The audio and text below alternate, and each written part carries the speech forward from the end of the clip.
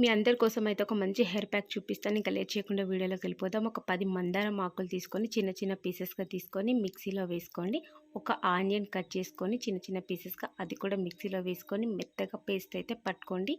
ఇది బెండకాయ జిగురులాగా గుజ్జు గుజ్జు వస్తుందన్నమాట. దీన్ని డైరెక్ట్గా అయితే హెయిర్కి అప్లై చేయకూడదు. ఇంకా 4-5 బకెట్స్ వాటర్ అయినా కూడా హెయిర్ అనేది క్లీన్ అవ్వదు. అందుకే ఇలాంటిది ఏదైనా ఒకటి తీసుకొని మంచిగా స్మూత్గా పేస్ట్ అయితే తీసేసేయండి. గుజ్జునంతా కూడా ఇలా వస్తుంది కదా, దీన్నైతే ఇంకా హెయిర్కి అంతా అప్లై చేసుకోండి.